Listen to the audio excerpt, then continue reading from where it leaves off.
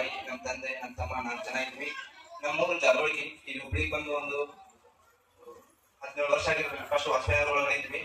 ದೇವ್ರ ನಮ್ಗೆ ಸ್ತೋತ್ರವಾಗಿ ನಮ್ಮ ತಂದೆ ಕಾರಣಾಂತರದಿಂದ ನಮ್ಗೆ ಬಿಟ್ಟು ಹೋದ್ರು. ಬಿಟ್ಟಂದ್ರೆ ಊರ್ಗಡೆ ಹೋದ್ರು. ಎಷ್ಟೊಂದ ಸಾಲದು ಮಾಡಿ ಹೋಗಿದ್ರೆ ದೇವ್ರ ನಮ್ಗೆ ಸ್ತೋತ್ರವಾಗಿ ಆ ಸಾಲ ಹೆಂಗ್ ತೀರ್ಸ್ಬೇಕಂತ ನಮ್ಗೆ ಗೊತ್ತಿರ್ಲಿಲ್ಲ. ಅದ್ರೊಳಗೆ ನಮ್ಮ ತಾಯಿ ಒಬ್ಬರ ದುಡಿದ್ರು, ನಾವು ಬಹಳ ಸಣ್ಣವರು. ನಮ್ಮ ತಮ್ಮ ಕೂಡ ನಕ್ಕಿನ ಸರ್ ನಾವ. ಆ ಸಮಯದಲ್ಲಿ ನಮ್ಗೆ ಏನ್ ಮಾಡ್ಬೇಕು, ನಮ್ ಮನೆ ನಡ್ಸಕ್ ಯಾರು ಇದ್ದಿದ್ದಿಲ್ಲ. ನಮ್ ತಾಯಿಯೇ ನಮ್ ದುಡಿದು ನಡೆಸಿದ್ರು. ನಮ್ ದೇವ್ರ ಬಗ್ಗೆ ಅಂತ ಹೇಳ್ಕೊಟ್ರು. ನಮ್ ಸ್ವಾತಿ ಸಾರಿದ ಮೇಲೆ ನಾವು ಬಂದ್ಬಿದ್ದೇವ್ರಿಗೆ. ಬಂದ್ಮೇಲೆ ನಮ್ ಎಷ್ಟೋ ಕಷ್ಟಗಳಿದ್ವು, ಎಷ್ಟೋ ಕಡೆ ಸಾಲ ಇತ್ತು. ದೇವ್ರು ಆ ಸಾಲದಿಂದ ನಮ್ಮನ್ನು ಬಿಡುಗಡೆ ಮಾಡಿದ್ರು. ಮಾಡಿದ ಸಾಲನೇ ತೀರ್ಸಕ್ ಇಡೀ ವರ್ಷ ಆಗಿ ಇಡೀ ಜೀವನನೇ ಮುಗಿದು ಹೋಗ್ಬೋದಾಗಿತ್ತು. ಆದ್ರೂ ದೇವ್ರು ನಮ್ಮನ್ನು ಆ ಸಾಲದಿಂದ ಬಿಡಿಸಿ ಒಂದು ಸ್ವಂತ ಮನೆ ತಗೊಳ್ಕೊಂತ ದೇವ್ರು ಕೃಪೆ ಕೊಟ್ರು. ಆ ಸ್ವಂತ ಮನೆ ತಗೊಂಡ್ಮೇಲೆ ಅದು ಕಳಿಸುವಂತ ದೇವ್ರು ನಮ್ಗೆ ಶಕ್ತಿ ಕೊಟ್ರು.